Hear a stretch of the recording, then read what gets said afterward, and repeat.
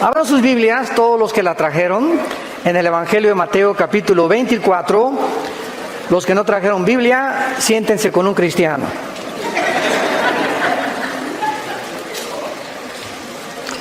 Venir a la iglesia sin Biblia es como ir a jugar fútbol sin pelota. Así que pues hay que venir, ¿verdad?, armados hasta los dientes con la palabra de Dios.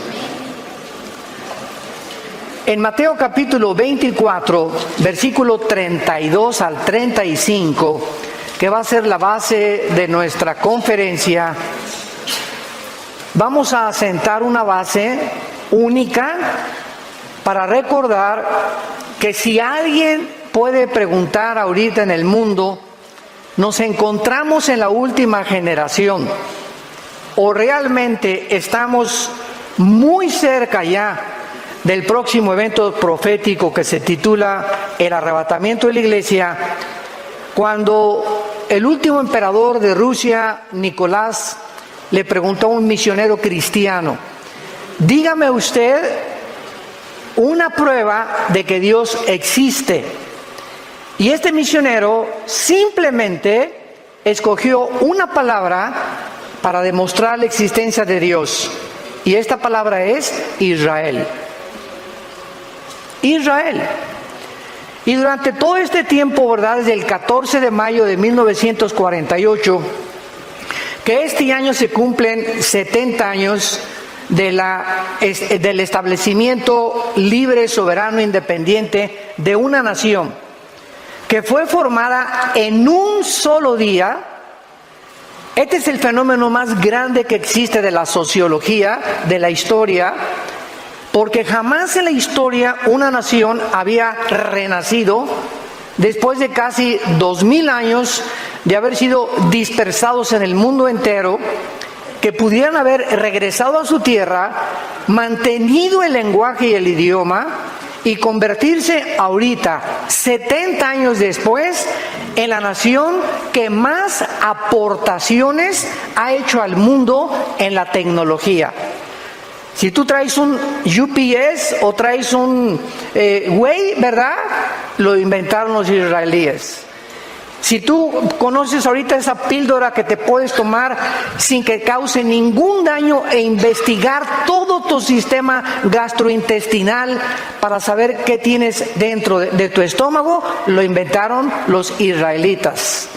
El 65% de los premios Nobel han sido de judíos. Y la pregunta normal es: ¿qué acaso son superiores a los italianos, a los árabes, a los mexicanos, etcétera, etcétera? De ninguna manera. Simplemente, cuando venimos a la Biblia, encontramos que de todas las naciones que iban a poblar el mundo, ahorita somos aproximadamente 200 naciones, de acuerdo a las Naciones Unidas. Dios escoge a la nación más insignificante. Por ejemplo, en Sudamérica la nación más pequeña es Uruguay. Y Israel cabría más de 30 veces en Uruguay, para que tengan una idea de lo pequeña que es. Rodeada de más de 300 millones de multimillonarios árabes que están con todo el petróleo del mundo.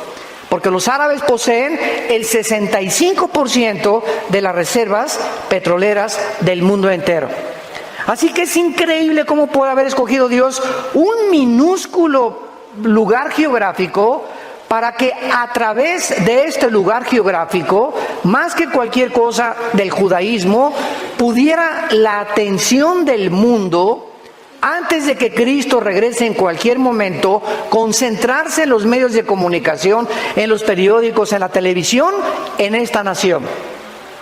Es increíble que hace algunos meses el presidente de Estados Unidos determinó que la embajada que tiene Estados Unidos en Tel Aviv sea movida a Jerusalén. ¿Por qué? Porque Israel es la única nación en el mundo que no se le ha permitido tener las embajadas en su mera capital y en su ciudad. Entonces, hay un fenómeno impresionante moviéndose, y ahora el 14 de mayo próximo, el mes que entra, un mes y medio que entra, se van a cumplir 70 años del establecimiento de la nación de Israel. Y hace 2000 años Jesucristo dijo estas palabras en Mateo 24, 32 al 35, como la señal más grande de todas las que hay para saber en qué tiempo de la historia nos encontramos. Y dice así: de la higuera aprendan la parábola. Cuando ya su rama está tierna y brotan las hojas, sabéis que el verano está cerca. Así también vosotros, cuando veáis todas estas cosas, conoced o sépanlo, que está cerca, a las puertas. De cierto les digo, no pasará esta generación hasta que todo esto acontezca. El cielo y la tierra pasarán, pero mis palabras no pasarán. Es interesante, vamos a regresar a Mateo 24, los primeros versículos, donde le hicieron 3 preguntas los judíos a Jesucristo, porque siempre el ser humano ha estado interesado, somos curiosos por naturaleza, por eso hay brujería, sesiones espiritistas, astrología. Siempre queremos saber, ¿verdad?, qué va a pasar, con quién me voy a casar, si me puedo comunicar con el espíritu de Cuauhtémoc, con mi mamá que se murió. Estamos tratando de penetrar la dimensión espiritual de alguna forma, estamos interesados, cualquier noticia del futuro nos comienza a perturbar, etcétera, etcétera, porque quisiéramos saber el futuro de alguna forma, por la curiosidad. Pero muchos de ustedes, si conocieran el futuro realmente, bíblicamente, yo les aseguro que no les gustaría conocerlo, porque muchos de ustedes viven todavía en pecado, muchos de ustedes han rechazado la luz, han rechazado a Dios en sus vidas, lo ha sacado de la ecuación, y sabes una cosa, que tu futuro no va a ser nada agradable. Porque Jesucristo estableció claramente que no hay purgatorio, no hay transmigración de las almas, no hay reencarnación. El día que muramos, no hay más que 2 lugares a donde tú pasarás y yo también la eternidad: en la presencia de Jesús o en el infierno. No hay ningún otro lugar intermedio. No hay más que el lugar de las recompensas y el lugar del castigo eterno. Hace algún tiempo una viejita me dijo: es que yo no creo que Dios vaya a mandar a nadie al infierno. Dios es bueno y misericordioso. Y yo le contesté a esta viejita: amén, amén. Dios no va a mandar a nadie al infierno, ellos se van a ir solitos. De tal manera amó Dios al mundo que ha dado a su Hijo unigénito, para que cualquiera de ustedes no se pierda, mas tenga la vida eterna. Entonces tú tienes esta vida como un agente moral responsable de tus acciones, de tus pensamientos y de tus palabras. Algún día le vas a dar cuentas a Dios. Lo quieras creer o no lo quieras creer, te puedas burlar, puedas ir comiendo chicle, puedas salir por esa puerta hoy como entraste, pero recuerda que Dios te da la oportunidad para muchos hoy de arreglar tus cuentas con Dios y tratar de poder establecer el destino eterno donde pasarás la eternidad. En Mateo 24, versículo 3, estando sentado Jesús en el monte de los Olivos, los discípulos se le acercaron aparte diciendo: dinos, número 1, ¿cuándo serán estas cosas? 2, ¿qué señal habrá de tu venida? Y 3, y del fin del siglo. 3 preguntas acerca del futuro le hicieron a Jesucristo. En aquel tiempo, cuando los discípulos le preguntaron a Cristo estas preguntas, la Biblia no estaba completa. No se había terminado hasta un siglo después, cuando murió el apóstol Juan a los 93 años. Entonces, los discípulos, cuando Jesús vino, estaban interesados en el reino. Porque todo el Antiguo Testamento, desde 2 Samuel 7, Dios prometió que el reino no iba nunca a detenerse a través de David y de Salomón. Entonces, cuando Jesús viene, y comienza él a manifestar señales milagrosas. Los discípulos creyeron que era el reino que estaba profetizado en el Antiguo Testamento. Entonces, cuando Jesucristo, el día domingo de Ramos, que fueron 4 días antes de su muerte, de acuerdo a Éxodo capítulo 12, la cronología de la muerte de Cristo tenía que ser paralela al día de la Pascua, que estaba establecido en Éxodo capítulo 2. Entonces, cuando Jesucristo entra a Jerusalén en un burrito, y todos los grandes conquistadores siempre llegaban en caballos blancos, con la diadema de la victoria, y porque eran los que habían triunfado. Y Jesús entra en un burrito y se baja del burrito y comienza a llorar enfrente de Jerusalén. Y entonces él pronuncia estas palabras: Jerusalén, Jerusalén, que matas a los profetas, ¿cuántas veces te quise reunir como la gallina a los pollitos y tú no quisiste? Qué lástima que no has conocido el tiempo de tu visitación.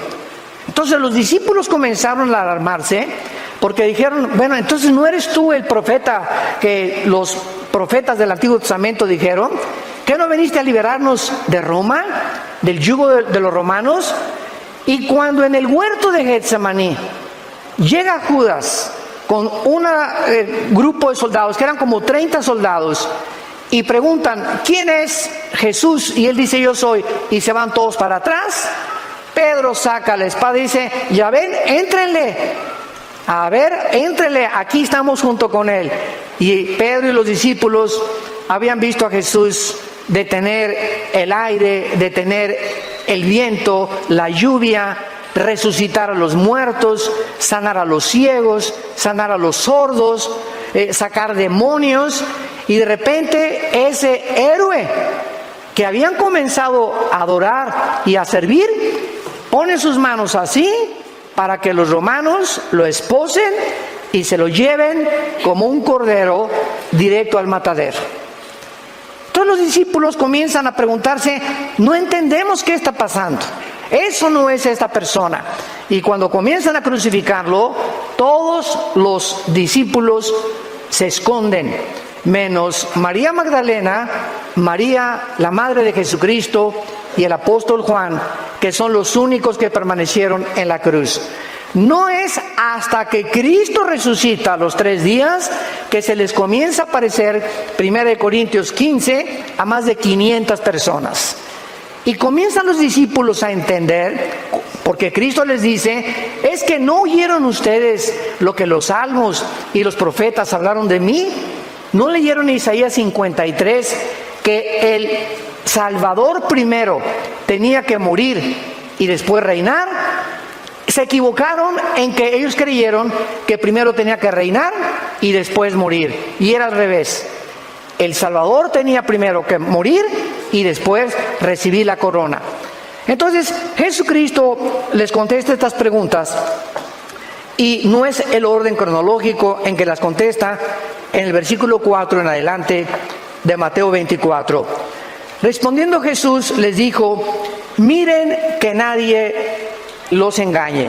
Número 1, Jesucristo profetiza que el engaño aumentaría de una forma impresionante en el mundo, política, religiosa, filosófica, místicamente, en todas las áreas del mundo. Vivimos un mundo lleno de mentiras. Vivimos un mundo donde la gente ahorita cree que tener dinero ya me va a sacar de pobre, o tener una buena profesión, o tener esta carrera, o ser diputado. No me importa lo que a quién mate y a quién me lleve entre los pies, yo quiero ser presidente municipal o gobernador, etcétera, etcétera. Vivimos en un mundo donde dice la Biblia que hay un velo que cubre a las naciones. Nos rodea un mundo que está ciego ante la realidad de quiénes somos, que somos peregrinos y que no hay nada en esta vida que nos pueda satisfacer. Como mi esposa les comentaba ayer, ¿verdad? ¿Cuántas mujeres, como la mujer samaritana, Juan capítulo 4, la chulis llevaba 5 maridos? Y con el que vivía, cuando se encontró con Cristo, era su amante, ni casados estaban. ¿Cuántas mujeres han creído eso? Es que en un hombre voy a encontrar la felicidad, como la famosa artista de cine del siglo XX, que se consideró la mujer más bella del siglo XX, después de María Félix, Elizabeth Taylor. 9 maridos, la chulis se llevó y los enterró. Creyendo uno tras hombre, ¿y cuántos hombres lo mismo? ¿Cuántos hombres, verdad? Una mujer y otra, y siempre buscando y creyendo que vamos a encontrar al hombre perfecto, a la mujer perfecta, y que si ella persona no me hace feliz, pues busco a alguien que me haga feliz. Ahí está el ego centrado en el ser humano. Cuando tú te casas, por favor, nunca pongas como una motivación buscar a alguien que te haga feliz. Nos casamos para hacer feliz a la otra persona. Y cuando comiences a buscar la felicidad de la otra persona, como decía la Madre Teresa, cuando la entrevistaron en Nueva York, la Madre Teresa llegó de Calcuta, de la India. Ustedes saben que tenía un leprosario y le preguntaron a la Madre Teresa: oiga, ¿por qué usted no se queda aquí en Nueva York y le vamos a hacer un asilo grandísimo para todos sus leprosos, con aire acondicionado, con la tecnología del siglo XXI, etcétera, etcétera? ¿Qué no busca usted comodidades y no busca usted para que puedan realmente estar feliz? Y la Madre Teresa contestó: es que gracias me regreso con mis pobres allá a la India, porque he descubierto que la felicidad no está en buscarle a los demás, sino en buscar hacer feliz a los demás. Y ella dijo estas palabras que cimbraron a las Naciones Unidas. La persona más miserable que he conocido, dijo la Madre Teresa, la persona más miserable y más podrida que he conocido, son las personas que están buscando continuamente a otras personas para que los hagan felices, que los sirvan. Y Jesucristo lo dijo 2000 años antes que ella. El siervo, el verdadero hombre, el verdadero líder, no es el que busca que lo sirvan, sino el que sirve a los demás. Y nosotros se los hemos dicho a todos los pastores en toda la vida que Dios nos ha concedido. Nosotros los pastores no nos pongan en una plataforma, ni nos idolatren, ni somos la gran cosa. Nosotros los pastores estamos para lavarle los pies a ustedes. Somos los siervos de ustedes. Estamos para servirlos. Muchas veces me llegan: ¿le cargo su portafolio, hermano? Les contesto: no estoy manco.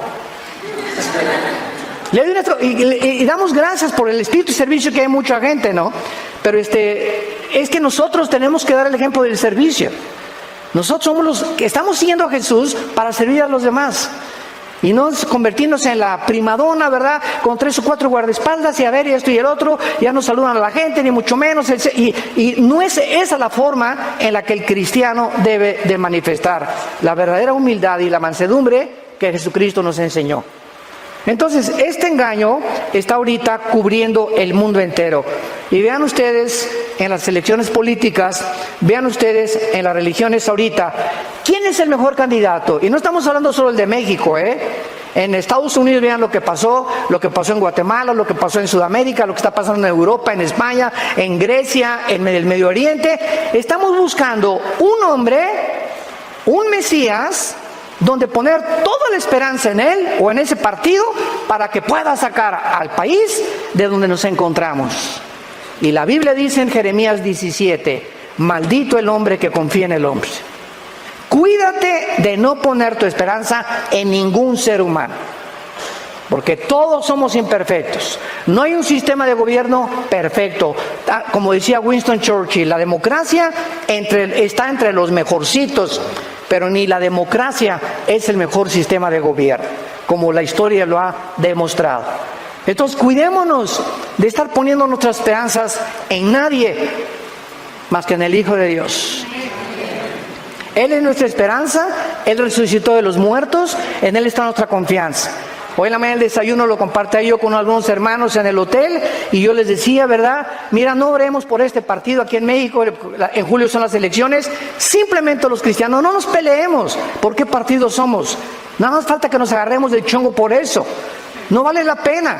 Mejor oremos y le digamos a Dios Padre Santo, no nos interesa a nosotros qué partido gana, nos interesa que el partido que gane nos siga dando libertad para predicar tu palabra. Eso es lo que debemos orar. El que gane no es el Salvador. El que gane no va a ser el mejor tampoco. Simplemente nos interesa que esta libertad que hasta ahorita hemos mantenido en México, la podamos seguir teniendo, no importa con el partido que gane. Porque es lo que nos interesa, ganar las almas.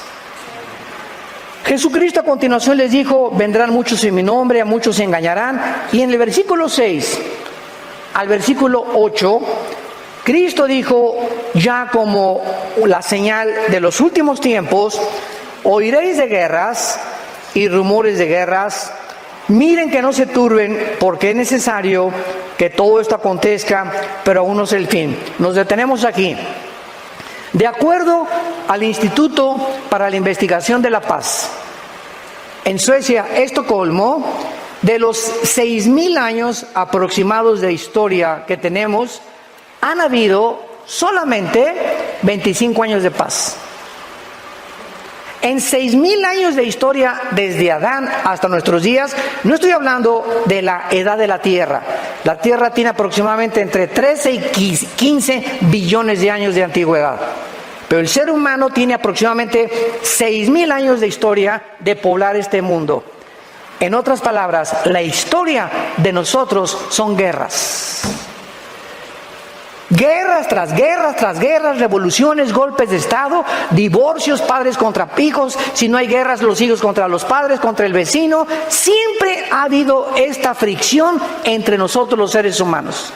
No hemos podido vivir en paz en 6,000 años de historia. Entonces Cristo, cuando dice, oirán de guerras y rumores de guerras, pues decimos, bueno, siempre ha habido guerras. ¿Cómo puede ser esta una señal? El versículo 7 lo aclara. Porque se levantará, aquí ya nos despeja la incógnita, nación contra nación, reino contra reino, y habrá pestes, hambres y terremotos en diferentes lugares. Nunca a través de toda la historia y de todas las guerras que han habido hasta 1914 del siglo pasado, pudimos ver la Primera Guerra Mundial. Hasta 1914 se juntó nación contra nación, reino contra reino. Siempre ha habido guerras, una nación contra otra, los asirios, los egipcios, los babilonios, los medos persas, que ahora es Irán, los griegos, los romanos. Siempre ha habido guerras. La guerra, esta simplemente el año pasado, el siglo pasado, la guerra del Golfo Pérsico, que sacaron a Kuwait en 1990, la guerra de 1973 contra Israel, la guerra de los 6 días, 1967, y así tenemos todo el siglo XX, ¿verdad? Después de las guerras mundiales, con rumores de guerras. Y ahorita nos encontramos, hoy en la mañana estaba viendo yo el CNN, las noticias, pues ya Irán amenazó a Israel que lo quiere bombardear, Trump no sabe si ir al Medio Oriente, va a mandar al vicepresidente porque hay una amenaza de una explosión nuclear, y ahorita se están conociendo las intenciones de tu padrino Kim Jong. Ya sabes quién es, ¿verdad? El jefe de Corea del Norte. Es el tercero de su generación de una familia de desequilibrados mentales. Es un muchacho de 33 años que de alguna forma todos dicen, oye, ¿los viste que chocaron la mano Kim Jong con el presidente de Corea del Sur y ya no va a haber guerras, ya se van a desnuclearizar, ya no va a haber nada de nuclearización y van a hacer un pacto entre ellos, y todo el mundo se va con el engaño y con la finta? Por el amor de Dios, Virgen del Socorro. ¿Sabes lo que está sucediendo detrás de toda esta pantomima que vemos? ¿Sabes lo que está sucediendo? ¿Por qué se militarizó la frontera con Estados Unidos por el presidente Trump y ya mandaron a la Guardia Nacional? Aparentemente es que por los inmigrantes. Aparentemente es porque este señor ya no quiere mandar bombas nucleares. ¡No! Estamos ciegos. Todo es una pantomima, todo es una cortina de humo. Lo que este hombre lo que quiere hacer es lo siguiente. En Corea del Sur hay 36,000 soldados norteamericanos estacionados en Corea del Sur. Más de hace 25, 30 años que Estados Unidos mantiene esta cubierta de soldados por si Corea del Norte los ataca. Kim Jong sabe que si él ataca Corea del Sur, Estados Unidos entra a la guerra y los defiende. Y ahora con el despliegue que hizo Trump en Corea del Norte, amenazando y diciendo, ¿verdad? Mandaron submarinos, mandaron portaaviones, como que ya se apaciguó y le bajó 3 rayitas. Y dice Kim Jong, ¿verdad? El dicho de toda la historia: a tus enemigos, tenlos cerca. Entonces, él sabe, ¿se acuerdan ustedes de la historia del caballo de Troya? Cuando los troyanos entraron, ¿verdad?, en un caballo, pues es la moraleja. Él está haciendo un pacto para introducirse más y más a Corea del Sur. ¿Qué va a pasar ahora? Pues Estados Unidos ya no va a amenaza nuclear, comienza a sacar a los soldados norteamericanos de Corea del Sur. Y eso es lo que él está esperando. Que se confíe a Estados Unidos que saquen a los soldados americanos para él entonces atacar a Corea del Sur y hacer de Corea una sola nación, que es el sueño de sus abuelos. ¿Qué está haciendo Putin? Porque ahorita en Venezuela hay una base naval rusa en Venezuela. ¿Por qué se unió Venezuela con Irán y con China y con Rusia y con Irán? ¿Por qué ahora el eje del mal está en el Medio Oriente y están teniendo como largavistas y como meta México y Sudamérica? ¿Por qué? Porque los rusos quieren entrar y quieren debilitar a Estados Unidos, pero en medio de todo este mare magnum y de todo lo que está pasando, ¿saben quién es el centro realmente del conflicto? Israel. Estados Unidos, desde 1945, que se constituyó en el poder más grande y en la supremacía política, económica y militar, ha defendido a Israel. Entonces, gracias a Dios, ¿verdad?, que hasta ahorita Israel ha sobrevivido. Es un milagro la sobrevivencia de Israel. Los árabes saben que si Estados Unidos se debilita, ¿por qué creen que fue el ataque a las Torres Gemelas? No fue contra Estados Unidos. Están comenzando a debilitar a Estados Unidos, porque si Estados Unidos decae, como ya está decayendo, y el dólar está en 18, subió la gasolina ya en Estados Unidos, ahorita es un mare magnum en la Casa Blanca, etcétera, etcétera, una bola de líos por aquí y por allá. Cuando se debilita Estados Unidos, Israel queda sola. Y de acuerdo a la profecía de Zacarías, apúntalo, capítulo 12, versículos 2 y 3, y Jerusalén se va a convertir en la manzana de la discordia del mundo, y va a ser Jerusalén la razón donde se prenda la mecha de la próxima tercera guerra mundial. Entonces todo eso está enfrente de nuestros ojos. Decía un gran hombre de Dios, Dwight Pentecost: cuando vamos a un estadio y vemos que salta el América al campo y saltan las Chivas, claro que siempre gana el América, ¿verdad? Bueno, no nos peleemos por eso. Cuando saltan los dos equipos, sabemos que el partido va a comenzar. O el Barcelona y el Real Madrid, aunque siempre gana el Barcelona también. Bueno, cuando saltan los jugadores, sabemos que el partido ya va a comenzar. Entonces dijo Pentecoste, este hombre de Dios, ese teólogo del Seminario Teológico de Dallas, que cuando veamos a los protagonistas que este libro, que se llama la Biblia, nos menciona que ocuparían el protagonismo y los encabezados del mundo, como son Rusia, Irán, Turquía, que se acaba hace 2 semanas de unir a Rusia y a Irán para hacer un triunvirato con las naciones musulmanas, sabemos que el partido va a comenzar. O sea, los jugadores, los protagonistas, las naciones que hace 2500 años los profetas hebreos profetizaron que tomarían participación en la última guerra del mundo, ya están delante de nosotros. Y Jesús nos lo dijo para que cuando suceda no se espanten, para que se preparen, para que levanten erguid vuestras cabezas, para que tomemos en serio a Dios, que estamos más cerca de lo que nos imaginamos y que el tiempo se nos acabó.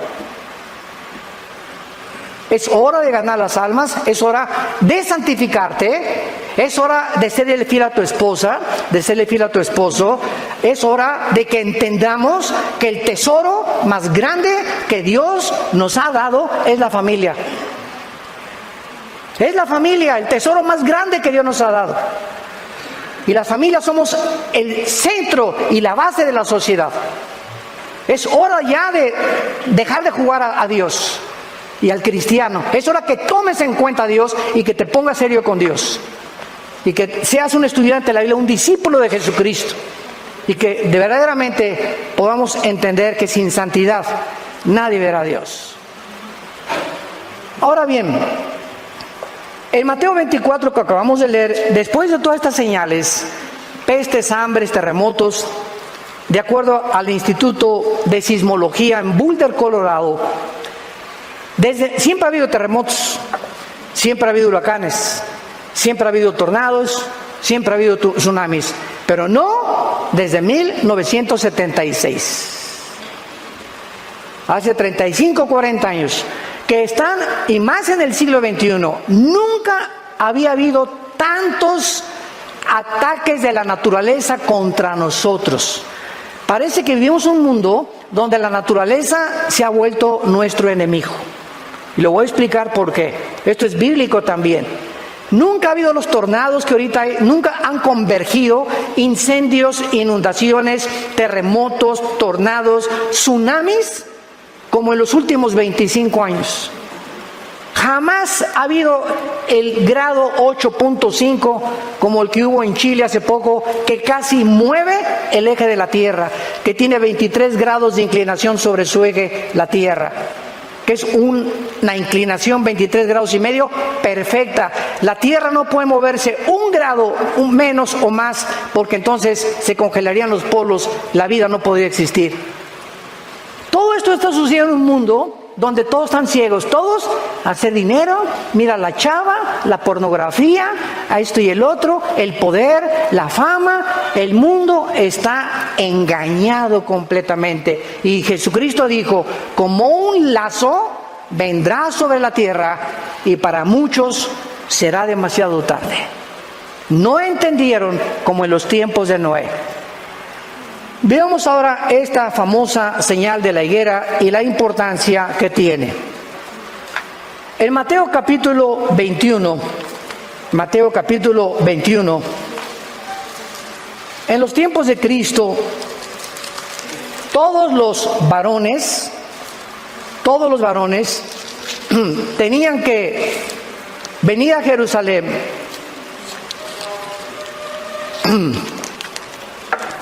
Tenía que venir a Jerusalén 3 veces al año a la fiesta de la Pascua y a celebrar las fiestas de Israel. Y todos venían a través de Jericó. Y en el camino, cuando venían los peregrinos hacia Jerusalén, había una higuera muy famosa. Ya saben ustedes que la higuera es la que produce higos. Y Jesucristo y los discípulos habían pasado por esa higuera durante mucho tiempo también. Pero la última vez que Jesucristo comienza a entrar ya a Jerusalén para el Domingo de Ramos y que fuera crucificado 4 días después del domingo, o sea, Cristo no murió el viernes, porque si murió el viernes, ¿cómo iba a estar 3 días y 3 noches? Hubiera resucitado el lunes.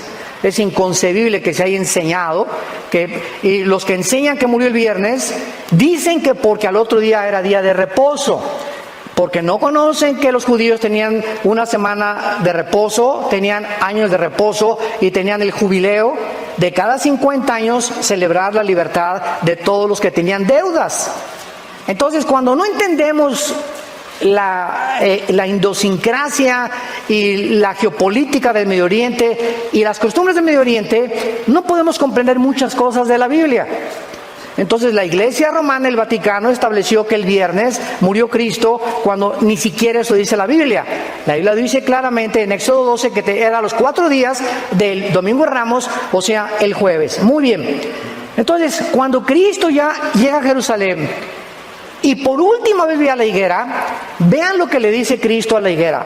Mateo 21, versículo 18. Y dice así: por la mañana, volviendo a la ciudad, o sea, a Jerusalén, tuvo hambre. Y viendo una higuera cerca del camino, vino a ella y no halló nada en ella, sino solamente hojas, y le dijo: nunca jamás nazca de ti fruto. Y luego se secó la higuera. Viendo esto, los discípulos decían maravillados: ¿cómo es que se secó enseguida la higuera? Ya Cristo le responde: de cierto les digo que si tuvieran fe y no dudares, le diría no solamente a la higuera, sino al monte: quítate y echa al mar, y será hecho, y lo que pidan en oración creyendo, lo van a recibir. Muy bien. La higuera, tanto en el Antiguo como en el Nuevo Testamento, representa a Israel. La higuera es el árbol que representa a Israel. Cuando Jesús quiso comenzar a ilustrar las parábolas, ¿qué usó? Semillas, que es la palabra; la tierra, que es el corazón del hombre; los árboles, que son los seres humanos. Usó los ejemplos de la naturaleza para que hasta un granjero y la persona menos culta pudiera entender el lenguaje, teniendo a Cristo, de lo que él quería decir acerca de las verdades escondidas en lenguaje humano que se encuentran en el cielo. Entonces, Israel es la higuera, como lo vamos a ver. Y cuando Jesucristo llega a Jerusalén, así como la higuera no daba fruto, no era la higuera la que Dios quería maldecir, era una profecía que Dios estaba esperando fruto en Israel. A lo suyo vino y los suyos le rechazaron. Entonces, como llegó y buscó fruto en Israel, Israel quedó bajo una maldición. Y esta maldición cayó sobre Israel 70 años después de que Cristo murió. Cuando el general Tito, romano, hijo del emperador romano Vespasiano, llega a Jerusalén en el año 70 después de Cristo y no deja piedra sobre piedra. La profecía que Jesús había dicho 70 años después se cumplía 70 años. Y después hubo otro levantamiento en el año 120 por Bar Kokhba, otro judío líder, que fue aplastado completamente. Y desde el año 70 después de Cristo hasta 1948, Israel se quedó sin tierra, sin gobierno, sin tabernáculo, sin lugar santo, sin altar, sin ninguna cosa que participaban los sacerdotes hasta 1948. Entonces, vemos nosotros que esta maldición era realmente una indirecta a la nación de Israel. Y solo cuando regresaron comenzaron las lluvias hasta 1948. ¿Lo pueden ustedes creer? Que casi en 2000 años no llovió. Y cuando regresan a 1948, a los 2 días comienza a llover. Impresionante. Cuando los judíos regresaron en el 48 a Israel, no había un solo árbol plantado. Uno solo. Era un desierto. Y los judíos haciendo la obra de la ingeniería hidráulica más portentosa del siglo XX, de 1948 a 1950, en 2 años, plantaron más de 6 millones de árboles. Irrigaron milagrosamente la tierra. Ahorita vas a Israel y vuelas, y siempre yo he dicho, ¿verdad?, que es como cruzar Estados Unidos a México. Cada vez que mi esposa salimos de Estados Unidos, pasas de México a Estados Unidos en avión, y México todo seco, todo podrido, basureros, y llega a Estados Unidos todo verde, todo próspero, y entonces viene la envidia, y son los ricos, no, espérame tantito, no es por ahí.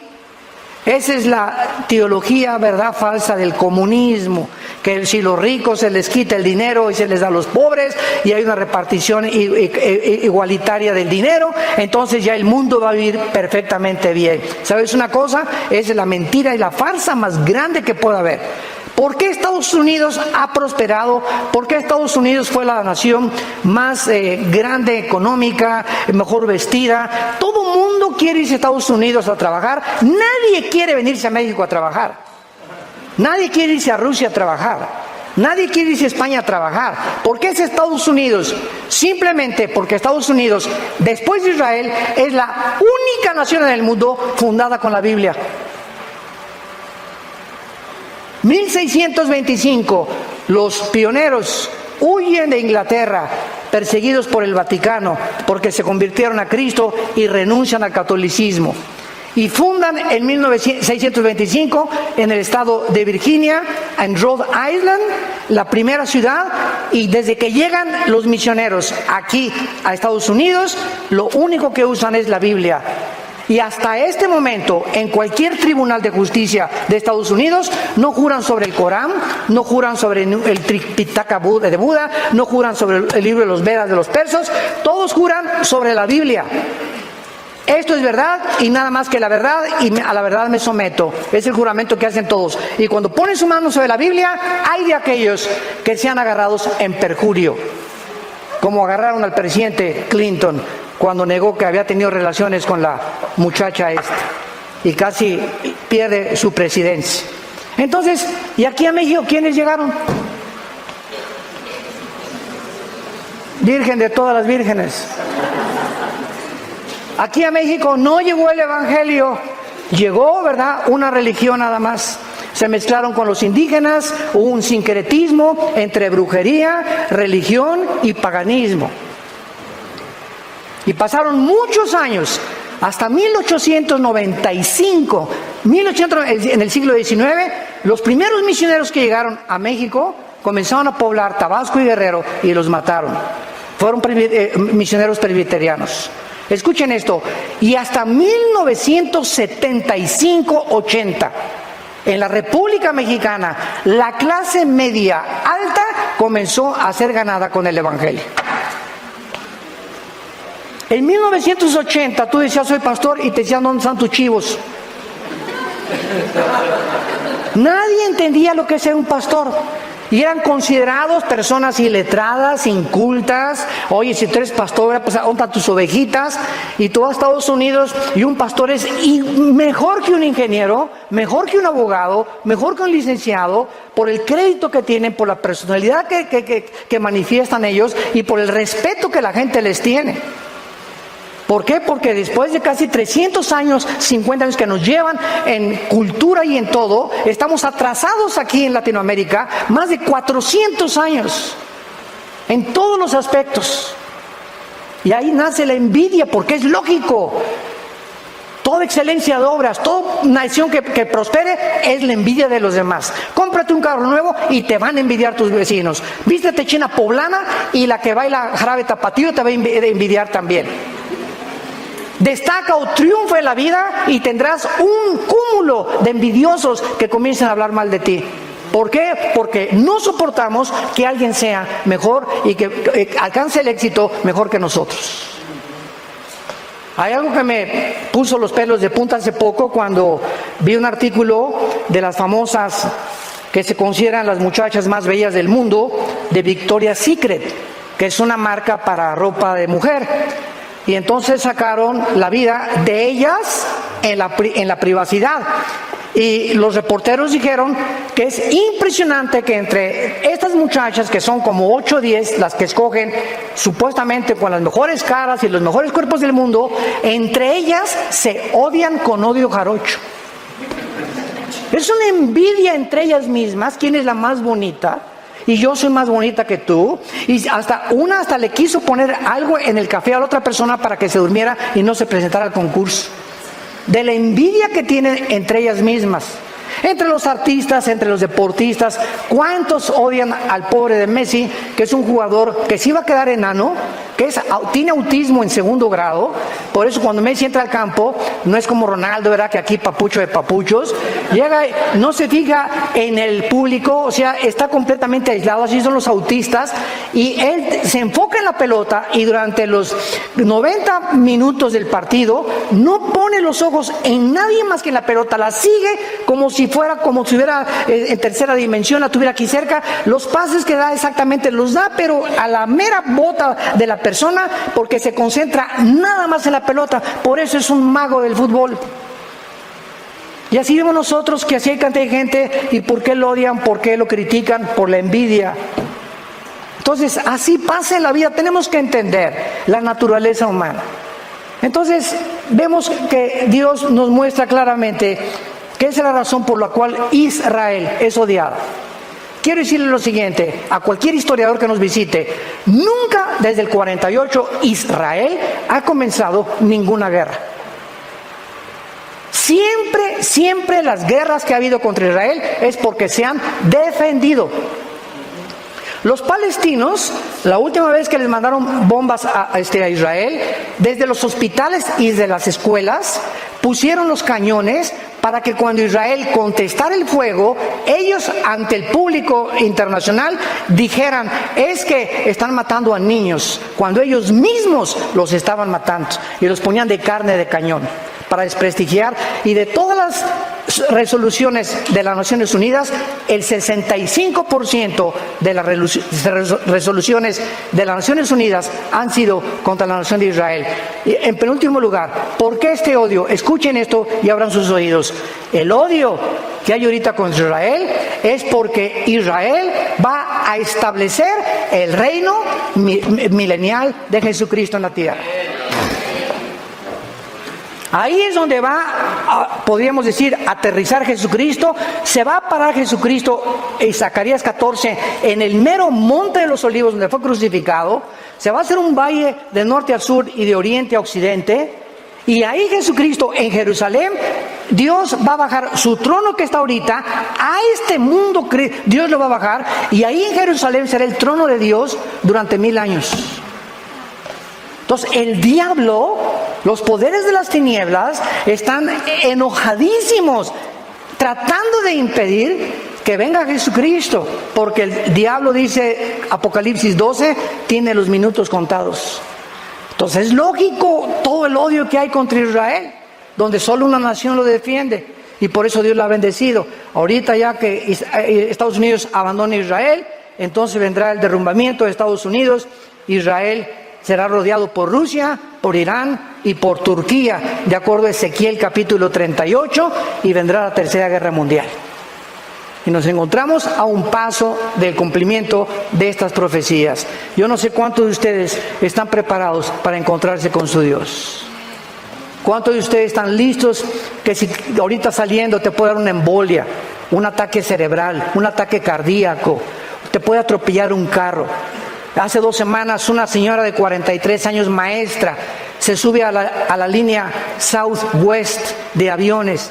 El avión se comienza a incendiar y comienza a aventó un pedazo así grande de fierro, le pegó en la ventanilla a la mitad del avión, rompió la ventanilla del avión a 30,000 pies de altura y le pegó aquí, y entonces la despresurización la quiso jalar hacia afuera, la ayudaron a que no se saliera, y a los 4 o 5 minutos ya estaba muerta la señora del trancazo que le dio el pedazo de fierro que se soltó del motor del avión. Venía de Nueva York a Dallas, tuvieron que aterrizar en Pensilvania. Esa señora se subió, adiós a su esposo, nos vemos ahora que regrese. ¿Cuándo pensó esta señora que era su último viaje en este mundo? ¿Lo sabes tú?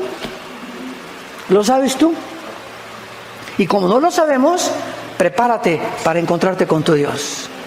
Que Dios te agarre definitivamente con Cristo en tu corazón. Que realmente puedas entregarle tu vida al Hijo de Dios, y que puedan tus hijos dejarles un legado y poder hacer algo con esta sociedad que se está pudriendo a nuestro alrededor en inmoralidad, en depravación, matrimonios gays, bueno, de cosas transgénero. Estamos en un punto que Sodoma y Gomorra parece Alicia en el País de las Maravillas comparado con nuestra sociedad. Así nos encontramos. Arrepiéntanse de sus pecados. Ese es el mensaje de la Biblia. Ábrele tu corazón a Cristo. Hoy no endurezcas tu corazón. Dios te ha traído esta mañana para que arregles tus cuentas con Él.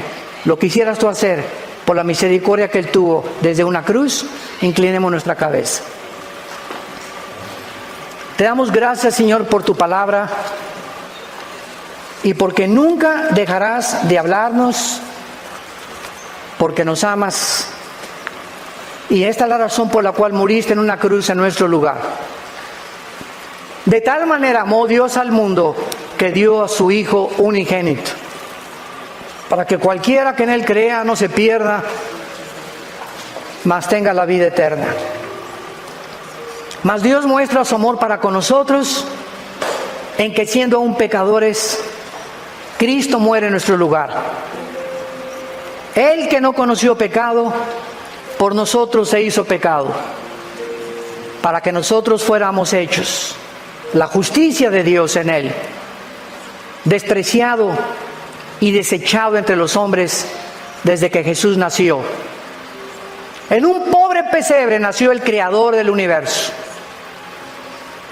Trabajó como carpintero 30 años para enfrentarse a la cruz y a la misión que su Padre lo envió, que le conociéramos, porque esta es la vida eterna, conocer a Dios. Y Jesús dijo: nadie conoce al Padre sino el Hijo, y a quien el Hijo lo quiera revelar, porque yo soy el camino, la verdad y la vida. Nadie va al Padre sin mí. Es imposible conocer a Dios sin antes conocer a su Hijo, porque es el Hijo el que ha venido a revelarnos al Padre.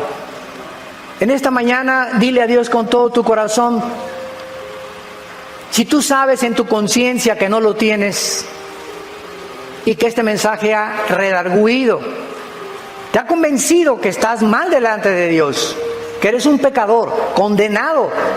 Si mueres, estás condenado, condenada eternamente en el infierno. Pero hay este mensaje glorioso, esta esperanza que la Biblia nos da. Dile: Señor mío y Dios mío, me arrepiento de mi vida. Gracias porque en esa cruz pagaste tú con tu sangre una cuenta pendiente de pecado que yo tenía contigo, y que ahora comprendo que yo no la podía pagar nunca, ni con buenas obras, ni con sacrificios, ni con ninguna religión. Eres tú, Jesús, el que en mi lugar llevó el castigo que yo merecía llevar. Y como creo que a los 3 días te levantaste de los muertos, te pido que entres a mi vida en este instante como mi Señor y mi Salvador. Dame el poder, en la corta vida que me queda, de conocerte, servirte, adorarte, vivir para ti, hablar de ti, mi familia, mis padres, a mis hijos, primos, compañeros de escuela, de trabajo, que el fin ha llegado, que se arrepientan y que vengan a la cruz. En el nombre de Jesús. Amén.